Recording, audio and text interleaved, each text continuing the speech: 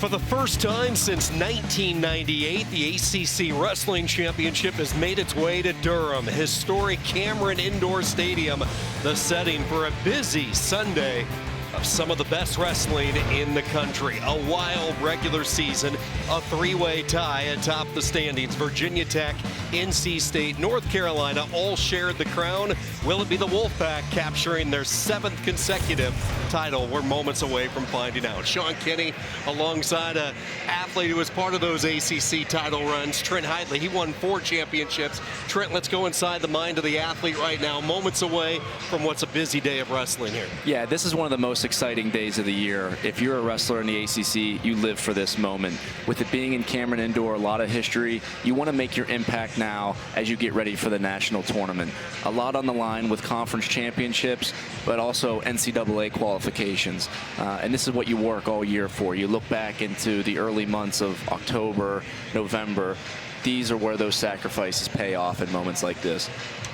A lot of bonus points this morning. That's what I like to see. Guys going out there, lighting up the scoreboard. Those are the fun matches.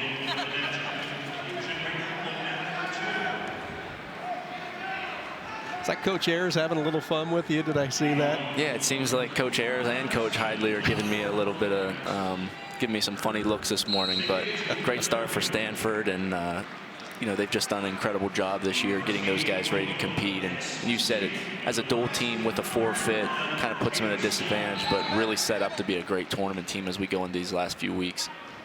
I know it's early, Trent, but you look at some of the key matchups head-to-head in this first round. This is one we both circled. 141 pounds. Troy Holman really earned his spot in the Wolfpack lineup late in the year, taking on Jaden Scott, a redshirt sophomore. He has been a part of these ACC championships in the past. Yeah, this is an amazing first-round matchup. You said it, NC State versus UNC, both teams looking to win a team title, and these are often the matches that it comes down to. Putting guys in the semis is huge. Bit of clash of styles here. Jaden Scott's been really successful this year from space, very explosive. Troy Holman, on the other hand, likes to scramble, create a little bit of more of that chaos. When guys if you get to Troy Holman's legs, you got to score quick, and that's Jaden Scott's bread and butter. So a bit of a clash of styles here early. Holman moving into the starting lineup at 141 late in the year for Pat Papalizio and the Wolfpack. They have went with Tyler Tracy for a good chunk of that first semester. Holman picked up a big win in the Friday night duel we had against Stanford, and he has not relinquished that spot in the starting 10. Yeah, a story like Troy Holman is always really exciting. You know, not the starter the whole year, gets thrown into the lineup in a big dual meet. He makes the most of it, gets a big win, and now sees himself in the ACC championships. And this is probably one of my favorite parts about postseason wrestling, is seeing guys that get that opportunity and seeing if they take advantage of it. With Troy Holman, you know, I think the goal for him in this match, slow it down early. Don't let Scott get out to a big, an early lead, and then look to claw back and win the way that he likes to. Has that whizzer in here after Scott's initial attack. Jaden Scott looking for the first offense. A really strong whizzer, but Scott doing a great job of bringing it up. Getting the foot off the mat makes it a lot harder to whizzer. You see that he isolates the leg. He's got to pull it back into the center now. Don't let Holman get out. Get to the ankle, pull it back, get up to your feet. Just a lot of pressure on Scott's shoulder there. Great whizzer by Holman. Scott's, looked like it slipped away there just as he was trying to drag him back in to create a little bit more space. Holman was able to kick free. Yeah, and that's part of that pressure release, right? You whizzer down really hard. As soon as they go to pull up, it allows you to kick out. Good defense by Holman early on. North Carolina switched up weights with both Scott and McNeil this year. Jaden Scott wrestling down at 141 this season for the first time after representing the Tar Heels at 149 the past couple of years. 12-10 this season, 4-9 in duels. McNeil making the jump up from 41 to 49 in what's a stacked field here at the ACCs. AC Scott doing a great job of commanding center, getting Holman to the edge. Holman's got to be careful and not going out of bounds here. The ref could give him a stall call. He goes stalemate. Now Scott's gotten a read on Holman's right leg twice. The first time he got in deep, the second time he just got a piece of it. Be interested to see what his adjustment is to get himself penetrated to the shot. and make that adjustment for the finish. Scott again comes in on a shot. That warrants the stall call for Holman. So it's been Jaden Scott, the aggressor in this first period. The stall on Holman. Scott working to those double unders, tried to whip him over, but the momentum goes out of bounds. Continuation of action. We go back to the center with 8 seconds to go. Yeah, strong first period by Scott. A couple of good attacks to that right leg. Gets himself a stall call. And those are huge as you get into a match like this. 0-0 after the first period, but you have a stall call. That opens up for different ways to score points later in the match. Scoreless after one. Flip of the disc comes up green. Scott defers, and Holman says, let's go underneath. Yeah, Holman on bottom. He's very good at rolling. He'll look to Granby, even if the guy, lifts and returns him. So he'll look to roll from any position. If you're Jaden Scott, you got to make sure you control the hips, right? Stay centered. Don't get out to one side to allow Holman's hips to get out for him to create the opportunity to roll.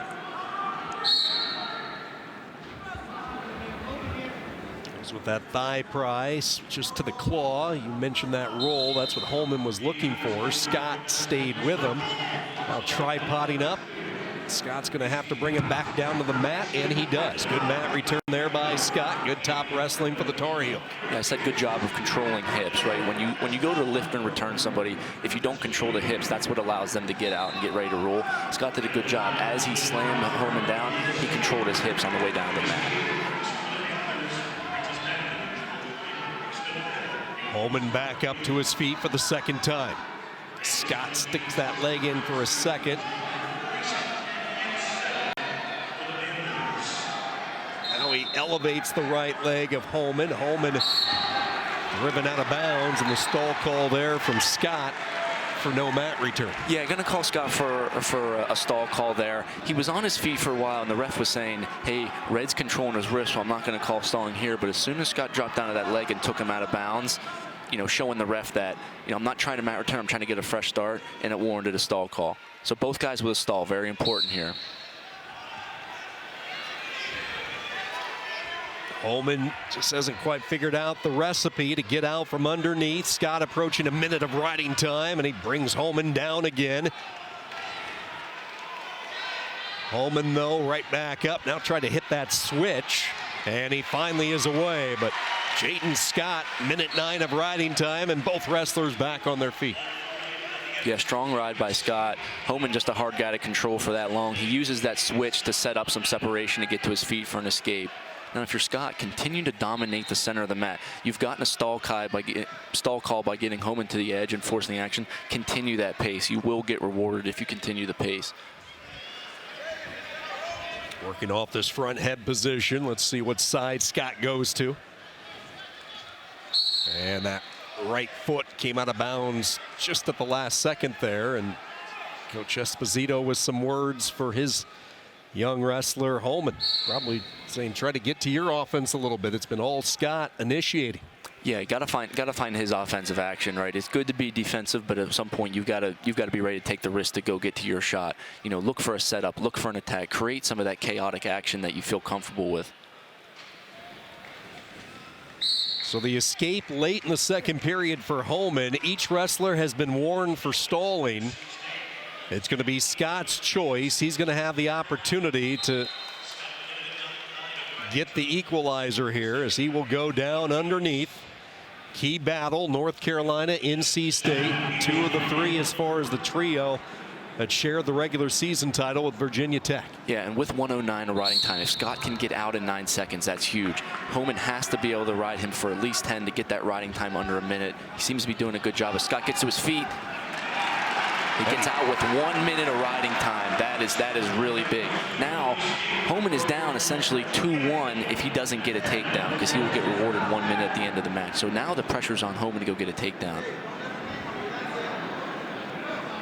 Key escape right there by Scott. And now Holman has to put his foot on the gas, but tough to do in this position. We've seen Scott get here before near the edge. Scott has controlled the mat. Trying to spin around to the side. Holman being very cautious here, and we get a stalemate back to the center with 1:14 to go. Yeah, so setting the scene here, right? Both guys have a stall call. Scott just can't go to the back up and avoid action. He's got to stay in there. He did a good job of getting the underhook and slowing down Homan. He knows Homan has to come to try to score. He's got to stay in the center of the mat, try to lock up wrist, get to a control tie, try to let this clock tick down. And if Homan's going to dial up that first takedown of this match, what's his best shot? Well, I think he's got to get Scott moving, right? Scott's been moving forward the entire time and controlling the action. He's got to find some angles, whether it's a fake or putting multiple attacks together. He's got to start chaining some stuff together. It's not going to be a one-off attack. Both wrestlers down to their knees. Now Homan tried to sprint up, tried to shuck him on by. Scott not budging. 30 seconds to go. Again, riding time the difference right now with Jaden Scott. Holman's going to need offense. Scott making that very difficult. Official will say, let's start up in the center one more time. 21 seconds to go. Yeah, now this got to be a sprint by Homan. You got to put everything you have into these last 20 seconds. You've got to create some action, try to chain multiple attacks together. Scott doing a great job of getting that underhook. That really slows down Homan. Now Scott trying to put on the finishing measures. Homan, though, with good hips, backs out. Scott still in on that leg. Scramble will continue, and that's just all right. If you're Jaden Scott, riding time the difference. 1 minute of riding time. Wrestling is a sport that is defined by centimeters, inches, and seconds, and in this case, 1 second. Yeah, just really good wrestling IQ by Scott. He wrestled hard in the second period to secure the riding time. Only 1:09, which, you know, you get ready for bottom. It's like, man, I only got 9 seconds to get out. But he exploded off the whistle. He found a way to get separation, keep his minute of riding time, and then in the third period, just did a really good job of shutting down Homan's offensive action, getting to his underhook, slowing him down, controlling center of the mat.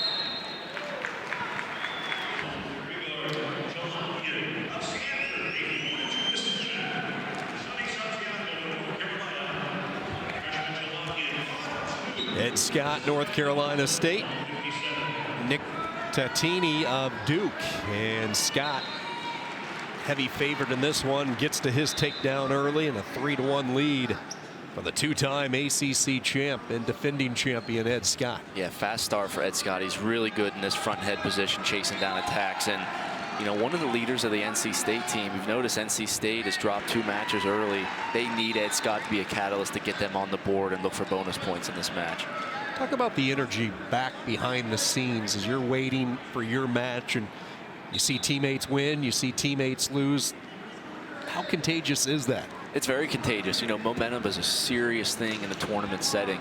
A lot of coaches call it, you know, wedding and funerals here at a tournament setting like this. You have really big wins, you have really big losses. The key is to try to, as an athlete, to try to separate yourself from it, right? If I'm wrestling at 184 or 197, I can't get caught up in all of the matches here because it's such an emotional roller coaster. It really takes a toll on you. So the best guys in the country, the best guys in the world are able to separate themselves. You're still a fan, you're still a teammate, but you know that if you do your job, then that's all you can do, and then you can get to the team later.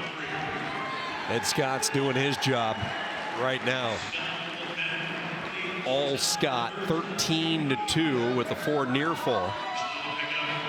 Yeah, and one of the differences this year is the 2 seeds having to wrestle a first match. Usually it's the 1 and the 2 seeds that get a bye. I was always someone that liked to get a match early too. You know, if you're a favorite, if you're Ed Scott, getting out on the mat and getting your offense going, getting your turns on top, that's only going to help you as you get ready for the tournament. So good to see him get out here early, you know, in a tech fall in almost a minute and a half is really impressive. And the strong contingency from Raleigh voicing their approval from one of their favorites, Ed Scott. Tech fall win, and you see what North Carolina State has been able to do. They have won the last 6. Virginia, the only team not named NC State, Virginia Tech, going back over the past decade to win an ACC title. Garland was able to do that in 14, but quite a run for the Wolfpack, 6 straight. And you go back through the history of this conference, and Maryland had that dynamic run, which saw the Terps win 20 straight ACC titles. I think we live in an era where we probably won't see that type of run again by one program, with the parity of the sport. Yeah, Who knows with NIL deals and so forth. Yeah, with the competitiveness of this conference right now, with Virginia Tech, UNC, NC State, you add in Stanford, Pittsburgh as well. You mentioned Virginia. It's going to be really hard to win 20 straight. That could be a record that'll be around for a while. We go to 165, where it's Derek Fields of North Carolina State. Aiden Wallace of Duke. Been impressed this season with Wallace. I think if you're the Duke Blue Devils, still a very young team, this is one of those guys you want to build around. Yeah, you said it. Very impressed by Wallace this season. Kind of came on strong early in the year. One thing that he's really good at, he's really good on top. He's great at getting wrist control and looking for turns. He's in on a shot here. Fields is doing a good job at defense. But yeah, Wallace has really been the heartbeat of this Duke team. And what better way for him to get out here and start his conference championship with a win?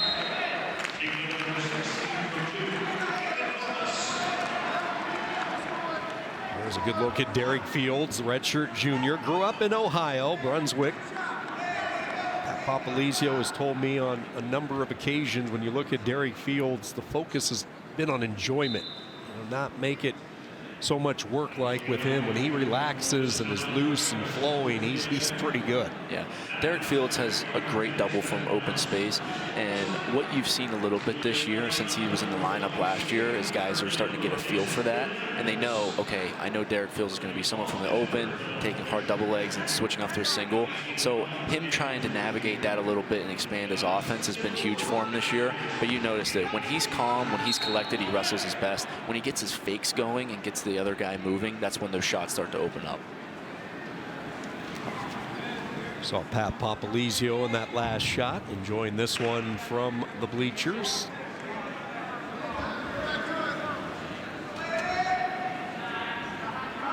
Tommy Gant, Kevin Jack in the corner for this one for NC State. Scoreless at 165. Wallace this season was one of 2 ranked wrestlers for the Duke Blue Devils at one time.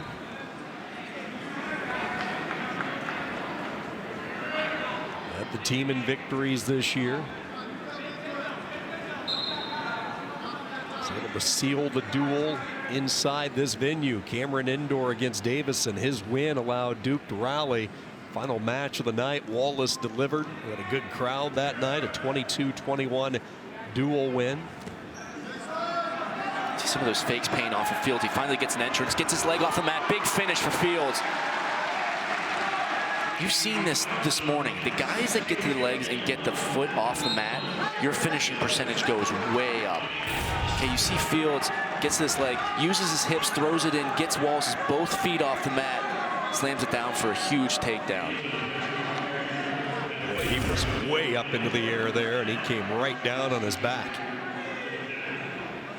I think that's what I noted is Fields' fake started to pay off. He was faking those last 30 seconds, faking to a high C, fake to a single. All of a sudden he gets his rhythm, he pulls the shot, and he's in on the leg and gets to his finish.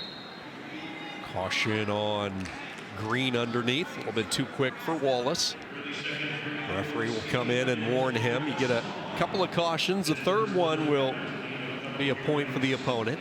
And if you're Wallace right now, you just got to respond, right? I gave up a takedown. I had 55 seconds. Get my one, get back to my feet, look for my offense. There's still a lot of time in this match. Don't let Fields get comfortable on top and ride this out. Get yourself to your feet, get some momentum, and get some points on the board. Fields sticks in that claw. Trying to quad pot up is Wallace. Now he's up to his feet. The hand fight begins. Good job there by Fields, bringing him back down and then cutting away, chopping away that arm. They see some more of that power. He showed it on the single leg finish again with that mat return, using his hips. You know, a lot of time in the weight room pays off for that. These are the little battles inside the big battle of a wrestling match, a 7-minute match as we hit short time. Yeah, right. Finishing on top in a situation like this is huge for Fields. If you can go up 3-0, that's way better than 3-1 as Wallace is trying to get his own escape. Fields stays on top. Okay, and you said it. The little battles within a big match. Finishing periods on top is huge. Not just, you know, postseason wrestling, but wrestling as a whole. If you can get takedowns towards the end of periods and finish on top, it really sets you up for success later in the match. Wallace getting his thoughts together. Knows that he doesn't have a lot of time to work. Fields gets into his position. Chooses the right side of the body for Wallace, and now a whistle from the other mat. So no caution given there. You're going to see Wallace try to explode as fast as he can. He only has 9 seconds. You got to try to explode, find hands, and get a quick one.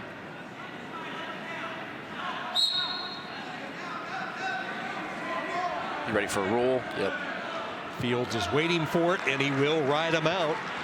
A minute 1 of riding time behind that takedown from Fields and a 3-0 lead. Yeah, strong first period by Fields. Was able to get himself on the board with a takedown. A good ride. He has 1 minute and 1 second of riding time. Really puts himself in a good position moving forward here.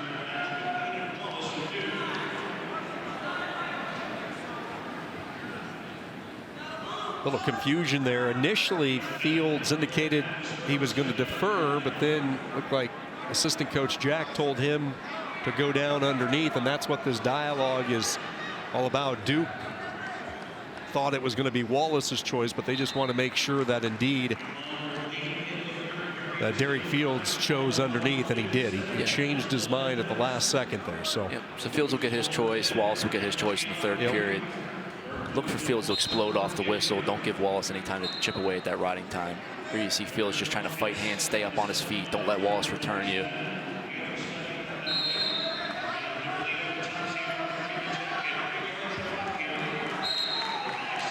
Yeah, stall call on Wallace there. And typically, a lot of wrestling fans always say, when someone comes up, he's got 5 seconds to return. Well, Wallace was making some attempts to turn, but, after a while, 15 seconds or so of Fields being on his feet and trying to drive him out, the referee, rightfully so, warranted Wallace for a stall call.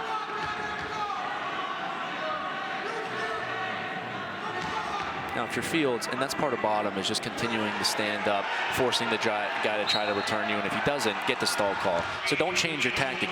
Wallace is really good on top. He wants to get to wrist, get to your feet, start finding hands, and get hand control before he starts working his top stuff. Fields up to his feet. Wallace spins and twirls him right back down.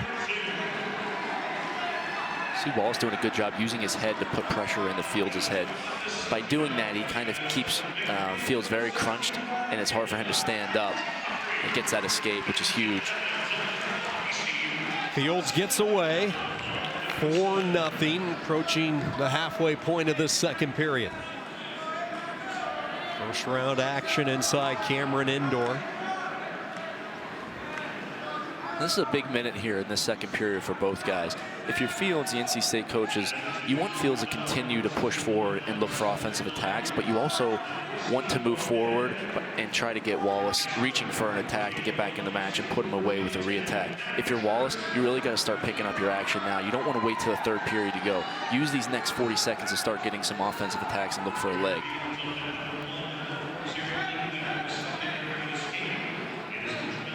Wallace coming through Bergen Catholic. Had a chance to talk to him earlier this year inside the Duke wrestling room, and he talked about watching some of his teammates wrestle at the NCAAs, the David McFaddens of the world, Jacob Cardenas.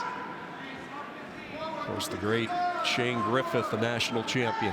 Yeah, a lot of great history from Bergen, and one thing I always like to see out of guys from those high schools is, like you said, they know what the history of their school is. There's an expectation for them to, I can win at that level too. If I'm practicing with guys that are doing that, why can't I? And I think you're seeing a little bit of that with Wallace this year, is, believing in himself, coming to Duke, really leading this team, and, getting some big wins and putting himself on the same stage as some of his old teammates.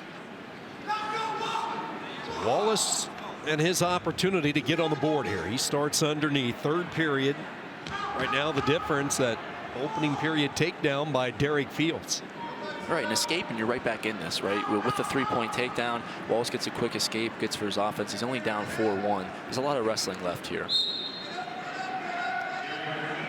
See if Fields commits to the ride on top. He did a decent job in the first period. It would be really big for him to eclipse over a minute of riding time. So if you're Fields, you may not even mind giving up a stall call to stay on top. Wallace does a good job of escaping. Duke coaches, a lot of the Duke athletes watching from the corner, making some noise. Aiden Wallace in this third period in the hunt for a takedown to try to tie this match up, trailing 4-1. On the opposite side for Pat Papalizio and the Wolfpack, this is a must-get for NC State at 165 to keep Fields going through that championship side of the bracket, a weight class that will send 5 on to Philadelphia. And you see how Fields is doing a decent job of creating distance, and when he gets his tie up, he's getting to a collar, he's getting to a control tie, never really letting Wallace get comfortable. Now Wallace is starting to get to some offense, getting to an underhook, creating some of that action. Right now, you gotta hustle on that front head. Warning them with fingers right now. So when they're making contact, there's a lot of finger action. The ref's gonna tell them to get out of that. It's one of the actions that will slow down the pace of a match, probably more than anything, that negative wrestling with those fingers locked up. Well, and if you see Fields continue to go back, that the ref could warn him for a stall call. So if you're Fields, you got to get to a different control tie. Wallace starting to fire off a lot of attacks now. Wallace knowing that time ticking down, 38 seconds. Can he find an opening late? Got to be some fakes. Fakes, put Fields underneath, try to chase corner. There's a fake. Got to get more fakes, more stabs of the legs, get him underneath. Fields wrestling very smartly here, just not opening him up to any type of vulnerable position. Working near the edge, now captures both legs. Wallace with that body lock tried to thrust him up and over, but it's Fields who ends up with the takedown and a 7-1 lead. Yeah, that was really smart wrestling by Fields. He knew that he was up by 3, he could take a stall call, get to the edge, and whenever Wallace over pursued, found his way in on a leg and got the match sealing takedown. Awesome match by Derek Fields, really impressed. Fields with the win at 165 for North Carolina State. We are off and running from Durham. Babin, a transfer from Columbia, getting Pitt on the board early. Virginia making some noise with the 2C Dylan Cedeno. And then the 4-time NCAA qualifier from the West Coast, Mr. Abbas in the house.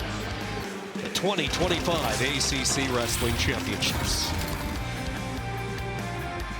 The ACCs in more than 25 years. 1998 the last time that happened. Sean Kinney alongside 4-time ACC champion Trent Hidley. Well, a lot of firsts this year at these ACCs. Probably the biggest storyline, the first ACC championship for Stanford. And the Cardinal have not disappointed so far today. They've looked great so far, starting off with Tyler Knox. A big win by him. Jade Nabis kind of lit the roof on fire with a big pin, and then freshman Grigor Chalakian coming up with a big win over Sonny Santiago. Stanford's looked great. You got to keep that momentum going into this tournament, as you said, the first time in the ACC tournament.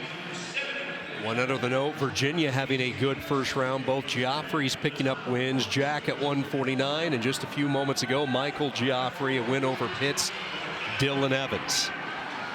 174, maybe the deepest weight in the ACC. Just tons of talent. This is a wide open field. And how about this 4 versus 5 matchup with Matty Singleton and Lennox Wallach. Singleton gets to his offense, no points awarded. And now the 3 as he gets the behind, brings Wallach back down. Frantic action out of the gates here. This is one of the most exciting matchups of the day. As a 4 and 5 seed, it's kind of crazy to see it this early, but Wallach is really dangerous. Singleton's also really good upper body. You notice Wallach showing some of that scrambling ability. And then as Matty Singleton goes to mat return, he looks for a roll. Be ready for that from Wallach. He'll roll from anywhere, and he also likes being an upper body. He'll force an elevator. He's not afraid to go big. Wallach gets the escape. 2-time NCAA qualifier, both times wrestling for Columbia. His first year in Blacksburg. Coach Tony Roby and Virginia Tech. 3-1 deficit, opening minute in this first period.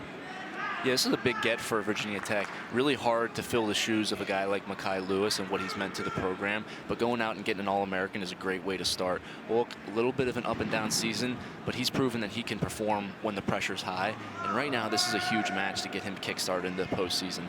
In the dual meet, a little bit similar, a lot of time in this over-under position. Singleton, really good upper body, which kind of is hard for Wallach to get to those throws. But like I said, he's very dangerous, and he can get those throws on anybody. Talked about the great Mekhi Lewis, the 4-time All-American, the NCAA champion, 2-time finalist. Big shoes to fill. Wallach driving his pressure forward. Singleton disengages right back to it. Yeah, you see Wolak really tries to force that left side underhook. What he does is he goes left underhook, and when the guy returns underhook, he goes overhook and tries to jack him up. He's got a judo background, so he feels really comfortable there. But Singleton's just been doing a great job of matching that. The key for Singleton is going to be controlling the pace here, right? You got an early takedown, control the center of the mat, don't let Wolak get to those dangerous positions. A lot of pressure being applied right now underneath. Working off that front headlock position. Wolak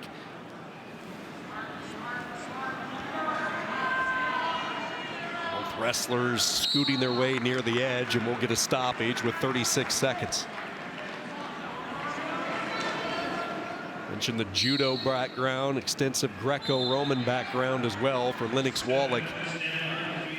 Relies on those counters, those big moves with the upper body, the ability to throw feet to back. All part of his arsenal. Yeah, a lot of pressure there. Singleton's got to do a better job of clearing that underhook when it gets in. Oftentimes when you get an underhook in, once you get it locked in, then you get then you have the ability to start pressuring and taking ground. And that's what Wolak's doing here towards the end of this first period. If you're Singleton, when you feel that hook in, you got to slip out of it quick. Don't let him get set with his elbow high. Holding this position, first period comes to an end. Matty Singleton behind the early takedown. A 3-1 lead. Both guys very strong with legs, so I would expect both guys to try to explode off the whistle to not let the top guy get settled in, because once they get him in, it's really hard to get out. Singleton back healthy this year. Had surgery on his hand a year ago. Actually had a couple of stints with that hand injury that really took him out of the fray. They utilized the redshirt, talented young sophomore from Moreland, Georgia, Woodward Academy. And we talked about Wolak's upper body experience and judo background. Matty Singleton also has really good Greco-Roman background. He made a U20 Greco world team back in the day, and also made a U20 freestyle team and won a bronze medal a few years back. So a lot of freestyle international experience for both of these guys. Singleton winning that bronze at the U20 Worlds a couple of years ago in August of 23. Having a tough time getting out from underneath. Wolak with the ride, trailing 3-1 right now. Virginia Tech, NC State.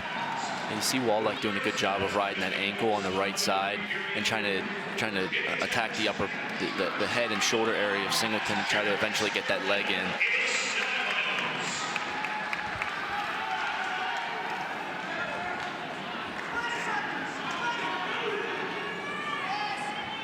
Wolak repositioning. Had that wrist control, now maybe working a bar series here. The official keeping a close eye on that arm. So Wolak with possible arm bar. Let's see what he wants to do with it. He has that arm pinched on the lower back of Singleton. Yeah, good job by Wolak of getting Singleton broken down and then getting that arm on the back. He's looking big here. Singleton did a good job of getting to his feet early there. If you stay down on your knees and you let Wolak get that pinched, that's trouble. Singleton did a great job of exploding to his feet and taking shoulder over the top to get his one. Singleton bloodied after that last exchange, so he will go off into the corner for the blood timeout.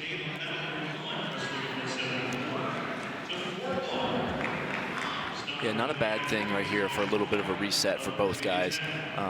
Wolak towards the end of that first period was getting a really good pressure with his underhook, and now as you get back from the break here with 46 seconds, he really wants to get back to that position and look to get to a takedown. He's gotten Singleton in the front head position a couple of times and hasn't been able to score, so be interested to see if he goes back to that or if he tries to stay upper body.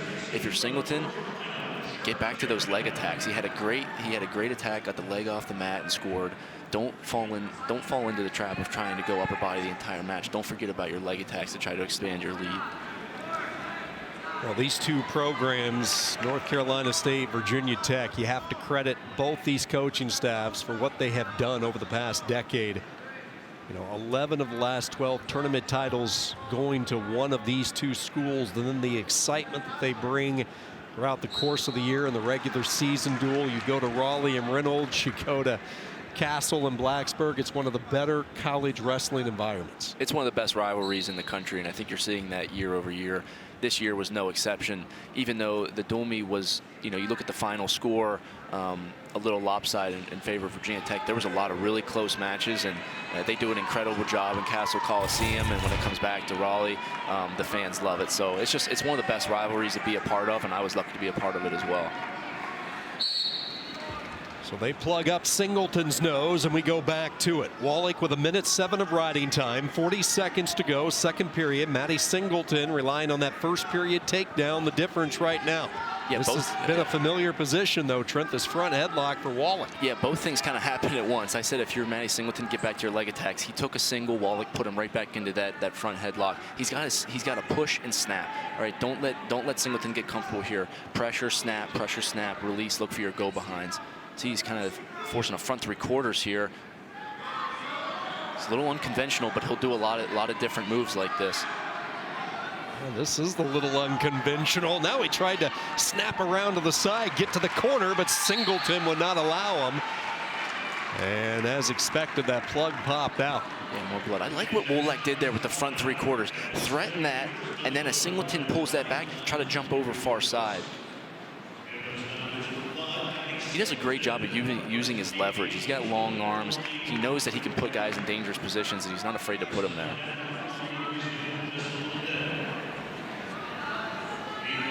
I think Wallach has been close. He just hasn't quite figured out Maddie Singleton as you go back to this last exchange. Yeah, you see that. Threatening that front three-quarter, get Singleton to put his hips back and then try to jump over quick. Singleton was able to get his arm in the way. Just a lot of pressure on the head and neck area there.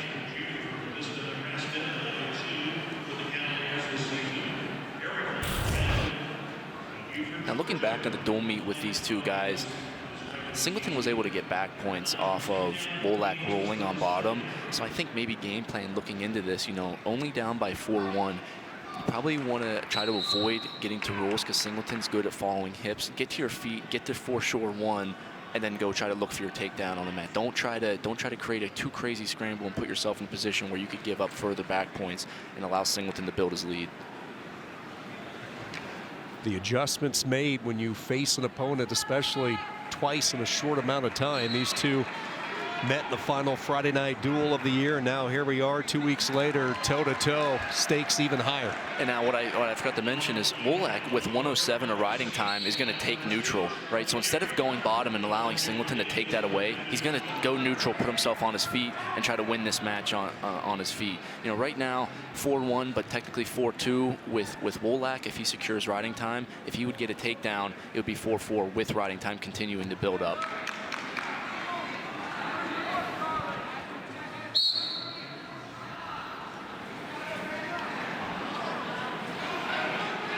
See the frustration with Singleton with the nostril and this nose that just will not stop bleeding as it popped out. They're going to go right back onto the mat to do some quick cleanup work. Maddie Singleton won 4 Georgia State championships. He was a coveted recruit for Pat Popolizio coming out of Woodward Academy.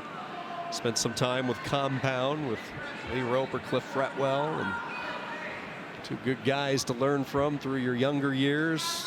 One of the big three at Woodward at the time, and those state titles, won titles at 38-60 and then 182 his final 2 years before arriving in Raleigh. Yeah, Singleton was part of kind of that core group growing up in Georgia with Caleb Henson that was really good, and now they're on the college scene making their impact. Be careful here. He's got that elevator. If you're Singleton, you can't allow him to roll you through. Got to get your hips in and try to slam his hips down. I wouldn't be surprised if he lets go of it, but he's staying on it. Wallach feels comfortable here. He got rid of that underhook. That's big. Now get that foot off the mat. This is a key position here in this match.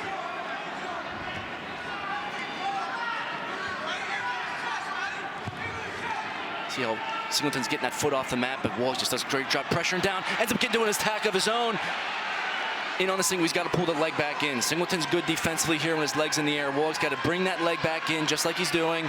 Look for the trip. Bring that foot back in more. Singleton sprawls, get back to a good position. If you're Singleton, you got to get off of it now. Get back to your sprawl. Continue to stuff the head. Don't let Wallach pull this in. Towards the edge of the mat, too. Wallach slips his head back to high C. Good finishing position. What a scramble, a terrific scramble late here in this third period. Woolak's got to build up. Shin whip by Singleton, back in on a single. 20 seconds left. You can't go out of bounds if you're Woolak. You got to finish it here. Bring that leg off the mat. He attempts cradle. Singleton gets the leg back out of bounds. 3 seconds left. It's going to be a win for Singleton. What a crazy scramble to finish that match. NC State fans love it. A scramble that lasted over 70 seconds. Man, Woolak was in just really good position. Singleton kept using his hips, getting his head off. Woolak would build back up, get the leg off, and it was just, wow, back and forth. Great scramble between both of those guys. I was really impressed by Woolak. Man, that's not an easy position to wrestle in, but Matty Singleton got it done, got his leg back to the mat for the sprawl. Big win to put him into the semifinals later. We knew that was going to be one of the highlight matches in this opening round, and it did not disappoint. Super impressive wrestling by both. What I liked is, you know, Woolak is so comfortable in that elevator position. I thought he was going to go to throw it, but he actually, you know, brought Singleton back down and ended up getting to his own leg attack and gave himself an opportunity to finish for the win. Super high wrestling from both those guys. And I predict, you know, at the level of wrestling we just saw, we're going to see those guys, you know, later in this tournament wrestling well, and also at the national tournament. Alongside four-time ACC champion Trent Hidley, Sean Kinney with you. Great to spend a Sunday with you here in the month of March. After today, everybody, the field of 330 will begin preparation for the NCAAs. Less than 2 weeks back in Philadelphia, the Northeast represented. 197. Christian Knopp, North Carolina State. Cade Lout, North Carolina. Lout, the redshirt junior, St. James Academy, Kansas. Knopp, the sixth-year grad student, Anniston, Alabama, Alexandria High School. Big shoes to fill this year for Knopp, Mr. Hidley. Yeah, it's and Knopp was someone that's put his time in with the program. He's a sixth-year guy, a veteran.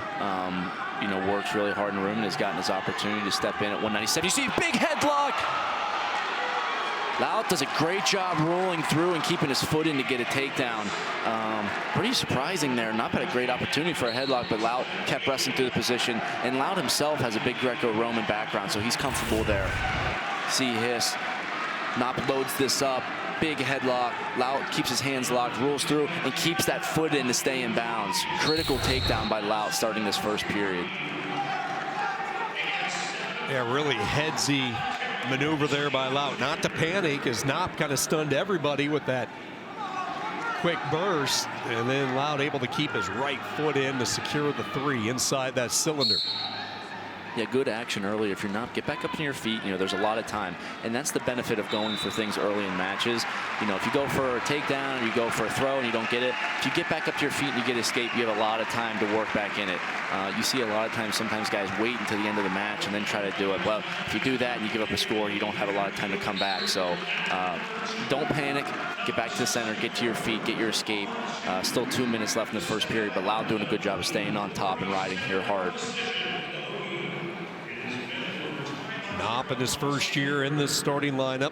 They had a scare with him earlier this year. I think it was the App State duel where he injured his ankle, missed some time. They were worried he might miss a lot more, but he's been able to come back.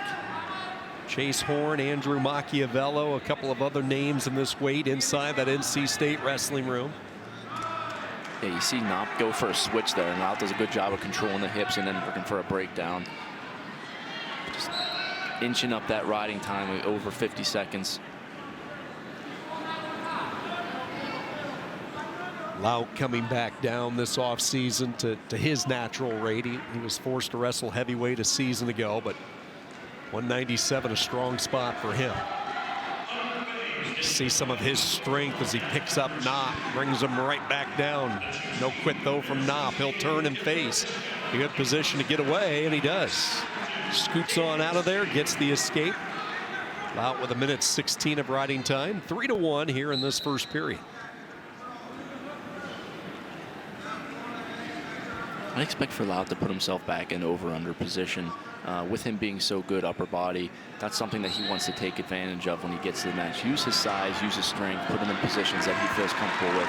And what you saw earlier, make your opponent make a mistake. He forced Knopp to have the feeling to go for a headlock, and it was able to generate some good offense from that.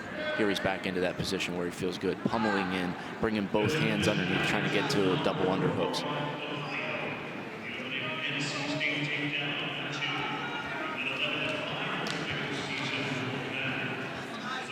Strength of Lout, steering with those unders. Now Knopp comes back. Double unders from the Wolfpack wrestler. Lout's not going to let that stick. Clears out one of those arms.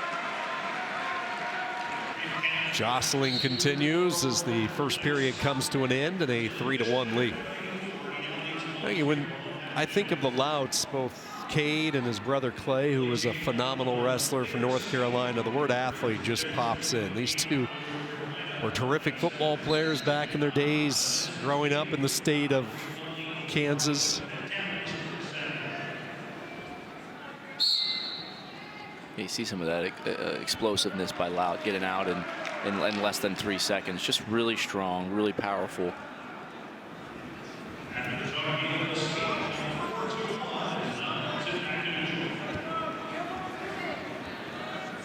3-1 lead. Lout out in front. 1:40 to go in the second period.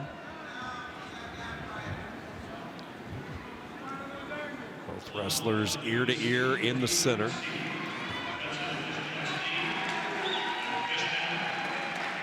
Trent, we were talking about Christian Knopp's patience waiting for his opportunity, and I know as one of the faces of NC State wrestling and all the success you had in your time in Raleigh, some of those unsung heroes are the guys in the wrestling room that you're sparring with each and every day that never get a chance to showcase what they can do on a Friday night, for instance. They absolutely are. And I think as you go through 6 years of college, right, you really are in a lot of debt to the practice partners that you have. And guys like Christian Knopp, who come in every day and maybe aren't getting all the recognition or the opportunity under the bright lights, but are putting in the work. And now that's what you love to see. I noticed, I said it about Troy Homan earlier this morning. Guy like that getting an opportunity is huge. Now you have your opportunity, what are you going to make of it? All right, and Knopp has put himself in a position here at the ACC tournament. He gave up a takedown early, but you're in the match. Now we got to go see if he can take it. Loud doing a good job of. I like how he's getting to his underhook position. Okay, he's really good there. And when you get an early lead, force yourself to get to your good positions. If he knows that Knopp can't score and he's an over/under, I would get there as much as I possibly can. This modern era, too, with the transfer portal, if things aren't going your way or if you're not in that lineup, it's pretty easy to get online and hop in that portal. So when you have stories like Christian Knopp that stayed the course, I think it's always worth talking about. Really refreshing to hear those stories. So we start the third period. Cade Loud in control here, 4-1. Loud back into that riding position. Yeah, you notice riding already with 1:20 of riding time, so that's huge. Even if Knopp would to get an escape here, he still has good riding time to lean on. He would be up 4-2 with riding time, but looks like he's committing to riding really hard in this third period.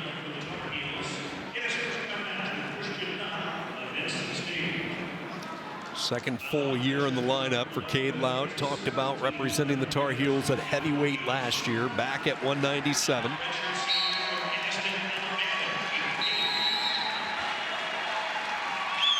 Giving up a lot of size, strength a year ago, and he was also injured, and that's a tough position to be in when you're already undersized at heavyweight. You're trying to protect your body, and he battled through it, did his best. But certainly this is a young man who has thoughts of being an NCAA qualifier like his brother.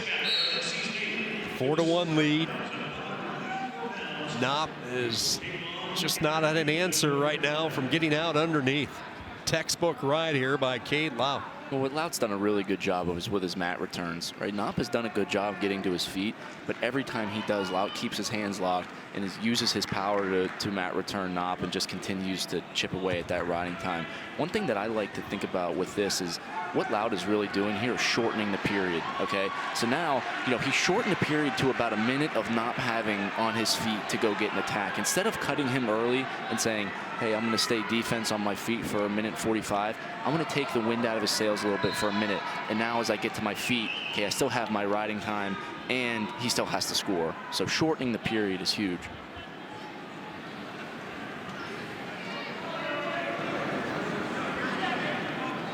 Riding time is locked for Lout. Now Knopp comes in on that double, and he will get the takedown for 3.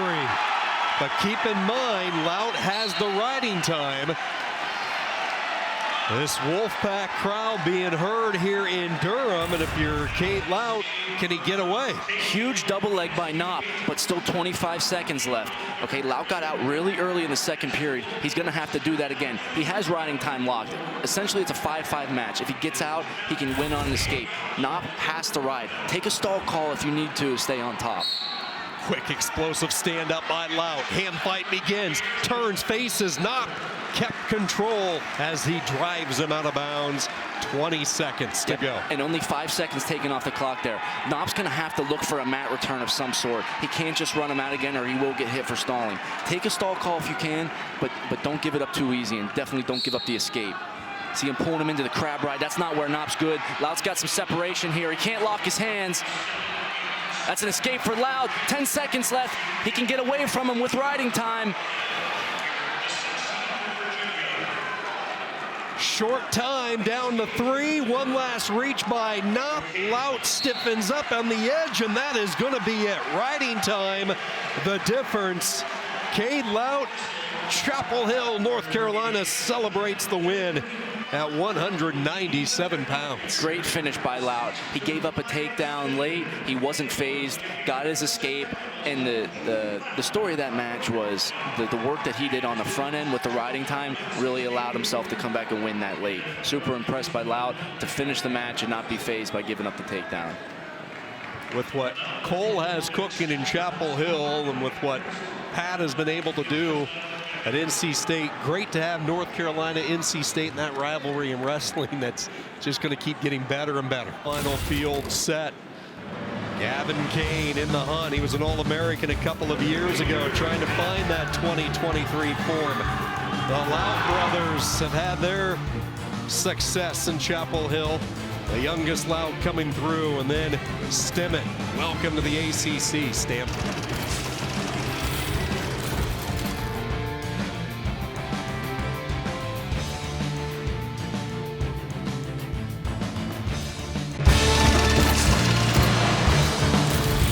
Welcome to historic Cameron Indoor, where those trophies will be on the line for the 2025 ACC Wrestling Championship, and we'll bring you Mat 2 coverage all day long. Who is we? Well, my name is Dean Linke, and I am so pleased to be joined by the man they call Rhino, Dr. Daniel Ryan, who wrestled at Duke. Dylan Ryan, and Rhino, great to be with you, and this one sets up for a big-time deal because 3 teams won the regular season. Yeah, this year we had 3 teams, UNC, Virginia Tech, and NC State, finish at the top of the ACC standings. The ACC tournament always brings it. It comes down to the wire, and we should have a great team race today, Dean. Dylan, if I put the pressure on you, who are you picking to win this thing? I think Virginia Tech is the favorite, but I think NC State has the pieces to really make this a competition. They're going for their 7th straight title. They have the experience. I'm going to go with NC State today. How often is it where you have 3 teams finish at 5-1, as you see right there? Virginia Tech, NC State, North Carolina, a bonkers year. It's a real rarity, and it speaks to the depth of the conference as well. We've had 6 ranked teams in this conference this year so far, a lot of parity through the college wrestling world, and it just speaks to the strength of the ACC and the strength of the tournament field we're going to see today. So Dylan, this is also where you wrestled, so it's got to be a thrill for you to be on Mat 2 for the ACC Wrestling Championships. It's really a dream come true to be back here and be here with you, Dean. And Duke hasn't been in the rotation for quite some time to host the championship. It's a a real celebration of the program, celebration of the conference, and I'm so thankful to be here with everybody today. All right, we're going to start at 1:33 as it'll be Gable Porter from Virginia taking on Kai Orini from NC State. And the interesting thing is Kai dropped down a weight class. Yeah, Orini started the year at 141 pounds. He's a two-time returning All-American at 133. Comes down mid-season. It hasn't gone as well. He's 3-4 at 133. Didn't earn an allocation in this weight for the ACC, and with the chaos from the Big Ten and Big 12 tournament yesterday, he's a guy that really wants to get one of these automatic qualification berths rather than be on the bubble. All right, we are underway, and so glad you're with us here for our coverage of the 2025 ACC Wrestling Championships. We start at 1:33 over on Mat 1, as you've got Sean Kenny and Trent Hidley with the coverage. And they'll be on tonight at 8 o'clock, ACC Network, for the ACC Championships linear style. Remember, we've added a team, so with Stanford here, up to 7 teams, which I think also changes the dynamic of today. It changes the dynamic of the, getting prepared for each round. We're seeing 2 seeds in that first round slot. Speaks to the importance of getting that number 1 seed as well for some of that rest in the morning. These 2 guys really feeling each other out so far. Hard collar ties from Porter. Porter 9-7. Nice shot by Orini. Nice single leg. He brings it high. Quick finish. He gets his 3. You mentioned 3. There are 3 AQs that'll come out of 133. 4 guys who have been ranked in the top 15 this year, but only 3 bids. Part of that is Orini not wrestling a lot of matches at 133 pounds. So this is one of the most competitive weights in the ACC that we'll see today, and will be really important for the team race. Looks like we're going to get a restart here. 38 AQs, second highest in history of the ACC as you look at the takedown. Great job by Orini. Left side single leg. Quick finish, bringing it high, gets the back trip and secures his 3-point takedown. Yeah, 38 automatic qualifiers for the ACC. Again, speaks to the strength of this conference, the second most of all time in conference history. So Orini up, Porter down. Orini with a 3-0 lead. He's looking for this tilt.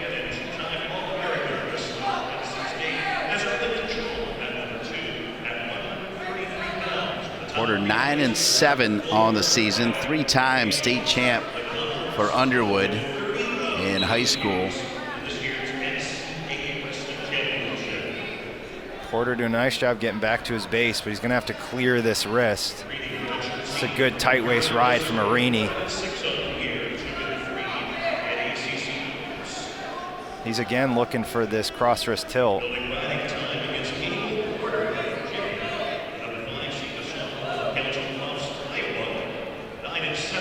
Orini already above the 60 seconds riding time. Savvy to keep his foot in there, continue to build his riding time. It's a really hard ride. This wears on you in the early part of a match. Orini, give you some numbers: 11-6, 3-4 at 133 this season. 2-time NCAA qualifier and All-American at 133. Finished 8th in 22 and 8th in 23. 3 times he's made it to the NCAAs. 2-time an ACC champion in 2023 and last year. And he was the most outstanding wrestler a couple years ago at the ACC. Had an overtime pin over Mickey Philippi of Pitt. Had a big celebration and really got the people behind him as he's looking for backs here. Good job by Porter to clear his hips. And this could end up being a count stall, but Orini does a nice job staying on top.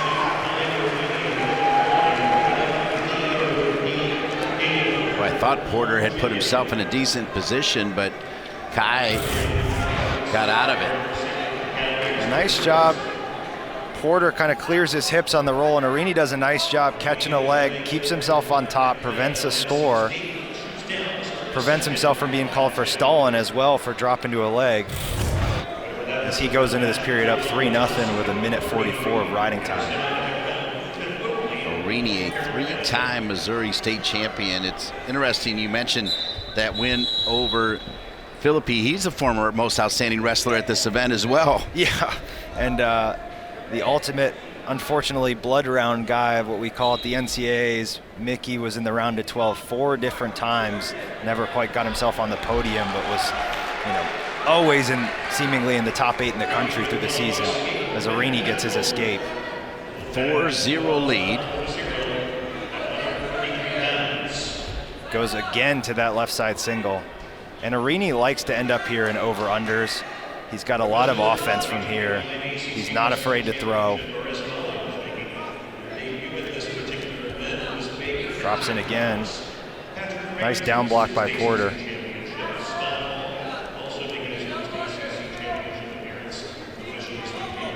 Arini with the 4-0 lead from Imperial, Missouri, Seckman High School.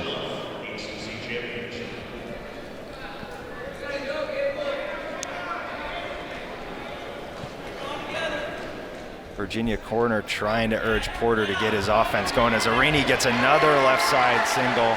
Stall warning on Porter, and he scores a takedown. 7-0 lead, effectively 8-0 right now with the riding.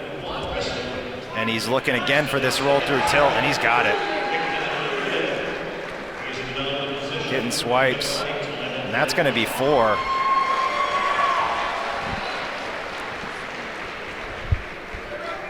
He's working his way toward a tech fall, and look, at the end of the day, in addition to the individual champions crowned tonight on ACC Network, as you mentioned, NC State going for 7 in a row, they'll take those bonus points for sure. Absolutely, and that's what Coach Pop in the corner is imploring him for.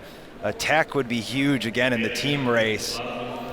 At these tournaments, you see a lot of the other wrestlers kind of getting involved, cheering on their teammates, because it becomes that more important as you're trying to win an ACC team title.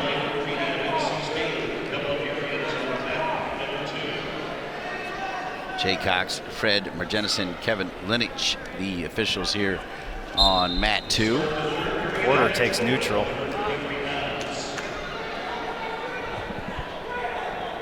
11-0. Of course, pretty much everybody watching is aware that tech fall 15 head outside single. Or more. See if Arini can build up here. He's doing a nice job knee sliding. He's looking to try to catch him. Nice crotch lift by Porter. Arini's in danger here. Porter's in really good position. If he can get weight on that foot, he's going to score a takedown. And he may end up with backs. Catches a bar. Nice scramble by Porter. He's going to need something real big in order to win this match. Oh, he's going to let him go. I thought he was in a good spot to try to work. I thought he was going to try and ride. He had caught a bar there. He must be thinking, I've got to go big, feet to back here. Arini's pace has slowed down a little bit. And as we talked about, he's coming down from 141, hasn't been back down at 133 all that long. We'll see if that wears on him through the day as he gets in on this shot. Similar position to the last score. We're going to get a stalemate. 12-3. Arini, comfortable lead, but they're just for a moment there. He put himself in a tough spot, but did well to get out of it. Porter stalking forward, looking for this hook. Ryan, walk us through the challenges of going down from 141 to 133, going down, period, particularly though at these smaller weights. It's just the percentage of body weight. It's just so much harder to get yourself going. And when you've gotten used to, Arini, I'm sure his plan was to go up to 41. You trained your body composition to get ready for that, to carry the extra weight. And then when you decide to go down through the year, it's just that much more of a drain on you to change, the amount of calories you're taking in, the amount of workouts that you got to do to really get down there and perform. it's a months-long process to really get yourself used to performing at that weight, especially 2 hours off the scale. Signature celebration for Arini with the tongue out, as he gets the major here for NC State, so a bonus point for them. So well done by Arini.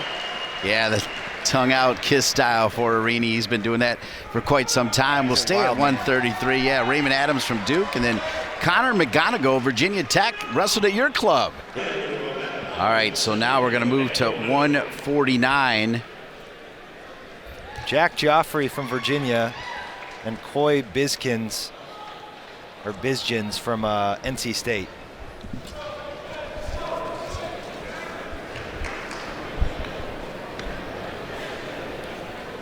Bizkins number 4 seed. Joffrey a 5 seed.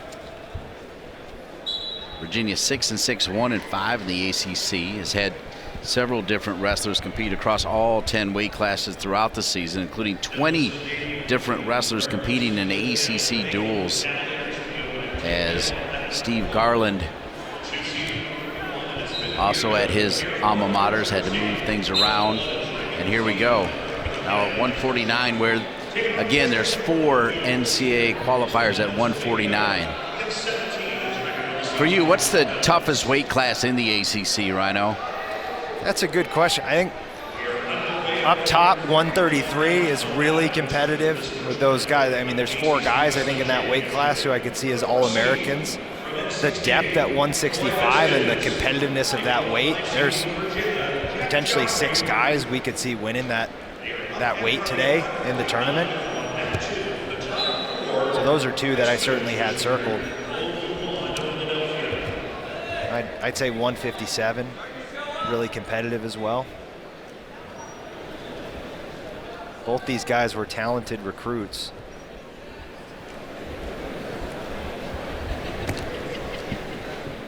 Four and 5 seeds at 149. Joffrey 6-4 on the season. Did beat Finn Solomon at Pitt. Also had a win over Penn. He was a 2022 California State champion and a 2-time finalist. California is a state with 1 single state tournament, so you are the true state champion.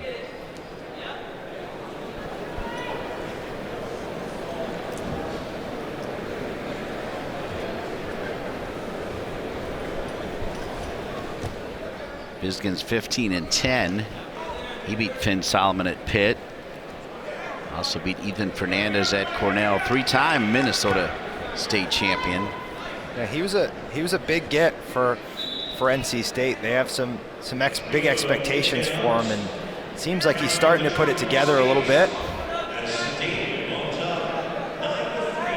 A slow match so far. A lot of feeling out, a lot of hard snaps here.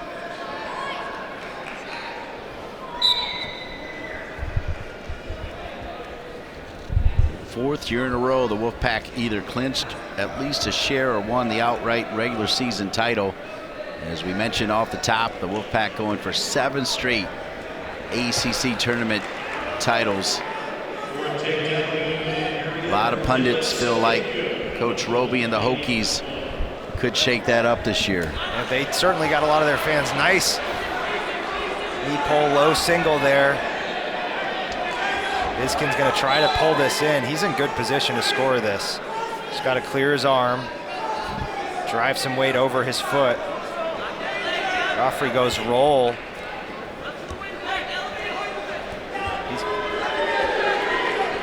That's going to be 3. Oh, I don't know. It looks like Joffrey cleared his foot. The refs are going to have a discussion about this.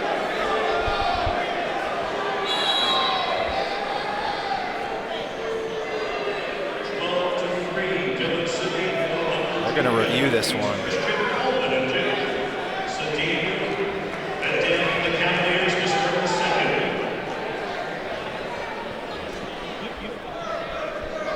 Good work by the officials here to come together, want to take a look at this.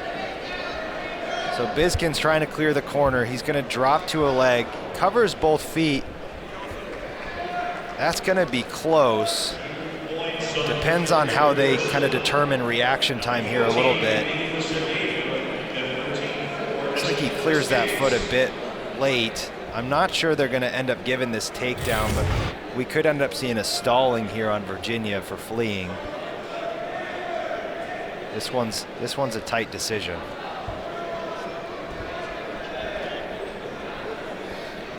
The ACC has had at least 2 schools finish in the top 20 of the team standings at the NCAA championship in 9 of the last 10 years.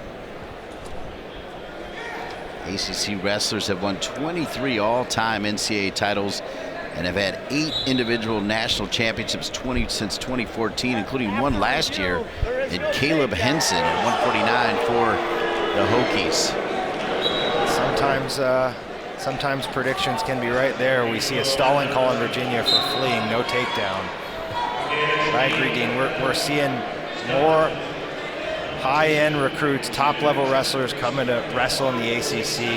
We had Caleb Henson last year winning the national title at 149 pounds over Austin Gomez, beating Ridge Lovett in the semifinals. Henson himself on a long winning streak now in this weight class.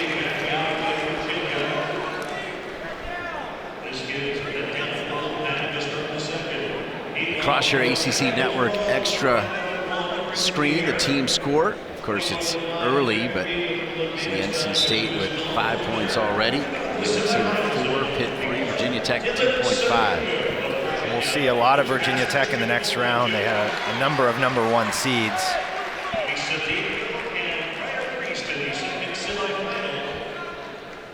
Bizion's right out for the 1-0 lead.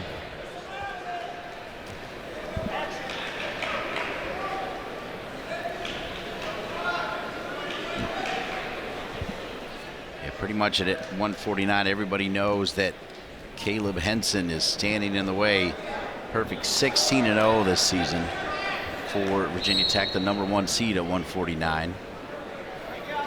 He is just so solid in every single position. Just knows how to win matches.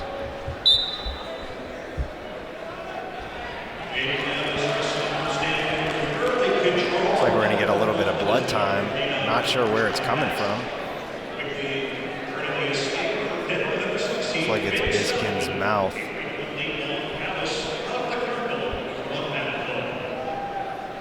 NC State, led by Pat Papalizio, who has become truly a recognizable figure in and around Raleigh and in the overall national wrestling scene. Everybody knows Pops. The skip, he's done a great job building that program, the personality of it, giving an online presence as well. He's done a great job recruiting across the country, and there's people all over the states that know about NC State wrestling because of Coach Pop.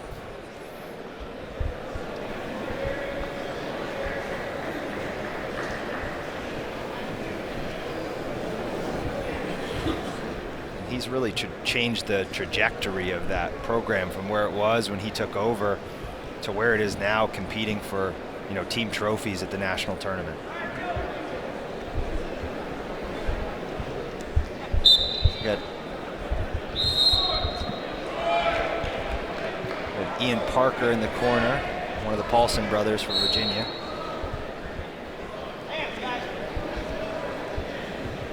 It's a 1-0 lead for NC State's Biskins here.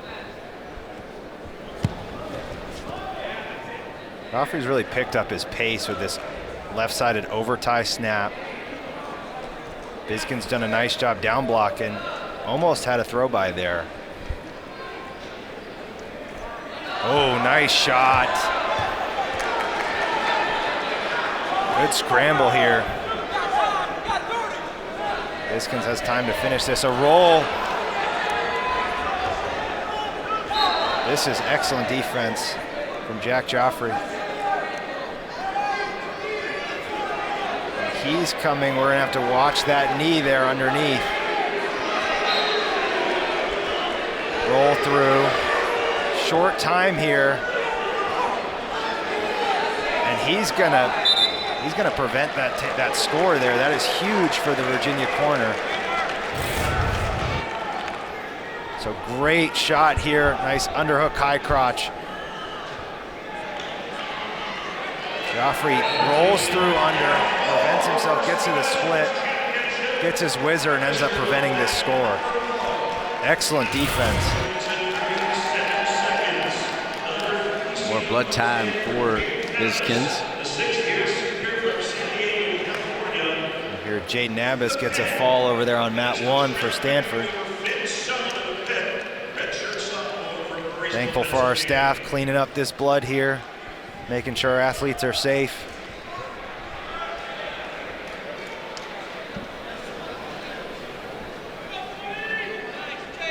So we're at mat 2. You can see mat 1 going on as well. There'll be times where we'll also look in on mat 1 if there's a break over at mat 2. We'll keep it rolling. So glad you're with us for both mats. And then reminding you again, and I'll do it several times, at 8 o'clock tonight on ACC Network, the championships. And it's filled with great fanfare as Dean Linke with Dylan Rhino Ryan. That trophy on the line.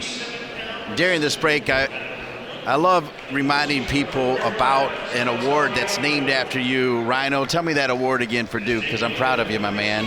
The 11th man award, akin to the 6th man award in basketball, but you know, I was a spot starter here for a long time at multiple weights, and you know, my teammates, actually, one of my teammates, Evan, bought one, but the whole team secretly got on board with inventing this award with Coach Lanham for kind of the reserve that embodied what we called the total student athlete at Duke. You know, in the classroom, helping out your teammates, you know, being there for the guys in any way you could. And you know, they secretly presented me this award at the end of a banquet my senior year, and it was quite an honor and something that sits in my house, and so thankful for, you know, the coaching staff and the guys I was around for really an important part of my life.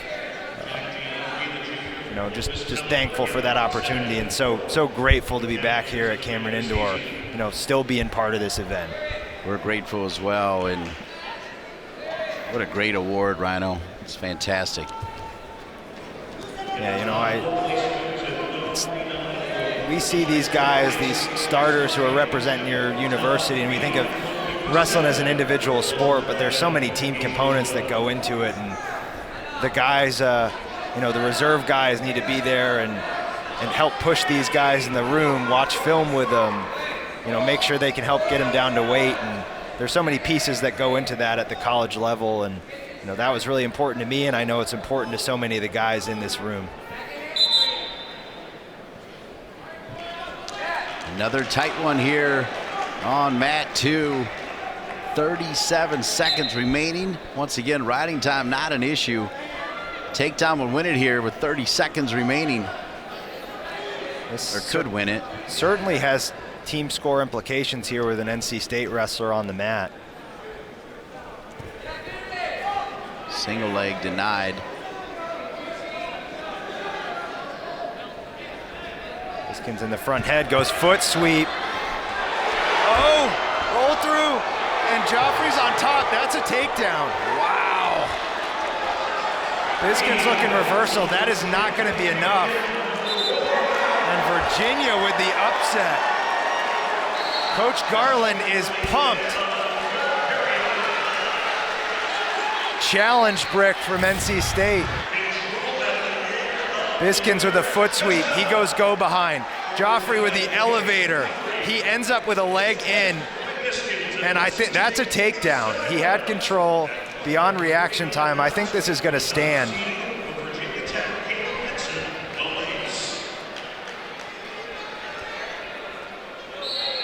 What a flurry and what an upset it would be here. Both, as you mentioned, on the individual side, but for the team score as well. Yeah, this is one, I really think that's part of throwing that brick, is this could have important team race implications for NC State.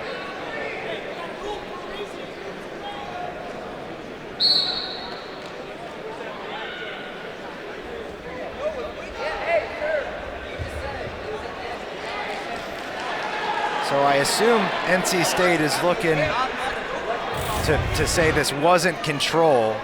I mean, Bizkins gets the foot sweep here. Joffrey catches the underhook, and once he hits this elevator, so he elevates through the crotch there with his foot, and he throws this leg in.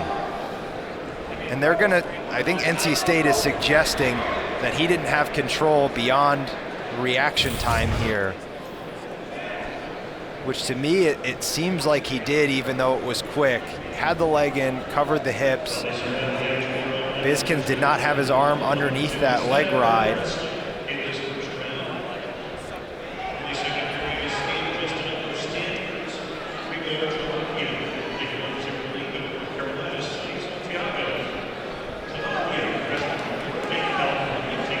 Rhino, from what you saw on the replay, do you have an opinion on what they might do here?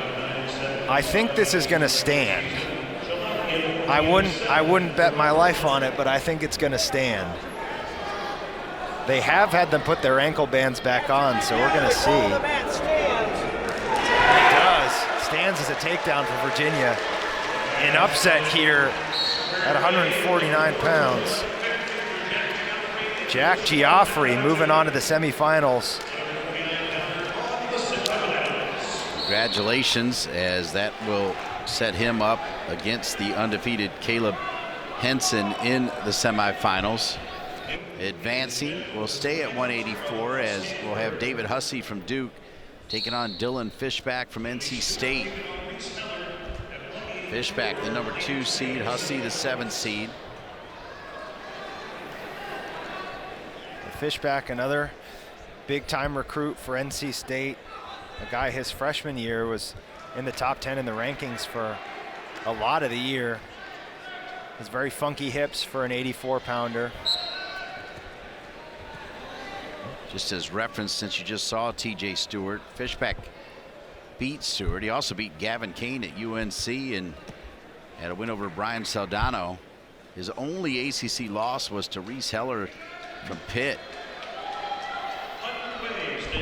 And Fishback got over that TJ Stewart hump for the first time. Stewart beat him a couple times last year, and Fishback able to reverse that result late in the duel. This is somewhere where NC State is going to want to chase bonus points. Hussey 3-16 on the season for Glenn Lanham and Duke. 4-time New Jersey State qualifier for Middletown South High School. Nice takedown for Fishback. Fishback, a 2-time Ohio State champion for Aurora, and the 2021 Ironman and Fargo champion.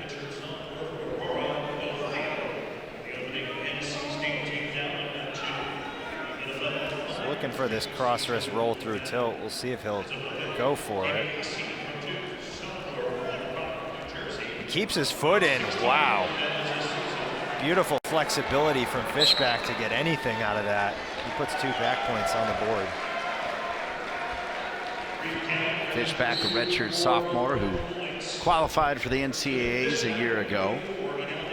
Like my main man, Rhino, Fishback extremely smart, 2-time All-ACC academic team. That's something Coach Pop definitely preaches. You know, getting it done in the classroom, staying focused. There to wrestle and go to school as well. Wrestling doesn't go on forever for most of us.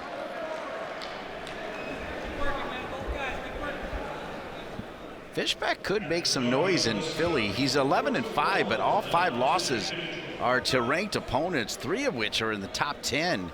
So you flip those any which way, and it's a big-time season. Absolutely. He's a guy who could certainly be an All-American. He's just a dangerous draw, the way he wrestles. He's very athletic. He's solid defensively. He's a good scrambler as he gets another takedown on the board. He's another guy who's certainly capable. It's just kind of breaking through that next ceiling. He had a tech fall just 1 period against Hussey the first time. He's got a pretty big lead here, 8-1 with riding time. Really put it on him. He's looking like his assistant coach Kevin Jack with these roll-through tilts with this top pressure. The three-time All-American for NC State, another 4 for Fishback. And they got to be thinking tech or pin now in that NC State corner.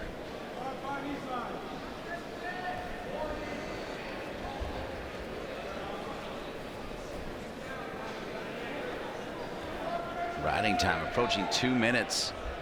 Another tilt attempt. Hussey gets his hips up.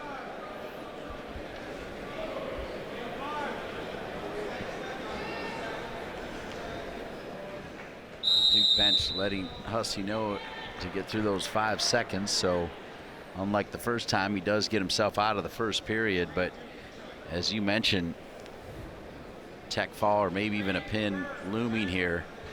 Impressive performance from Dylan Fishback. He takes neutral. Duke with Ethan Ramos in the corner. An All-American for UNC. Now he's in the other blue.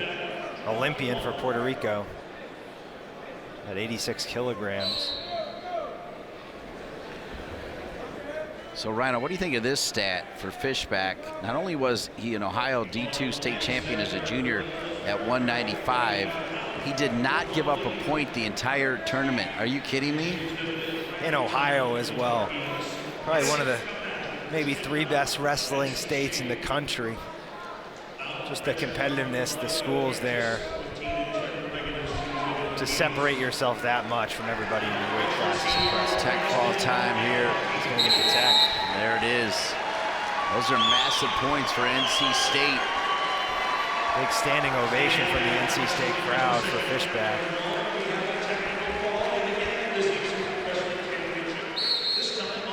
So congratulations to Dylan Fishback. We'll move on. Another tech fall win. Take a look at how the bracket. Yeah, this is really an excellent weight. TJ Stewart returning All-American. Gavin Kane has been an All-American for Carolina. He's going to take on Fishback, a little crosstown rivalry. Great showcase today at 1 Eastern on ACC Network Extra. The first round is complete. NC State with the lead. We got the consolation quarterfinals around the corner. Stay with us. That'll be at 1 p.m. right here on ACC Network Extra.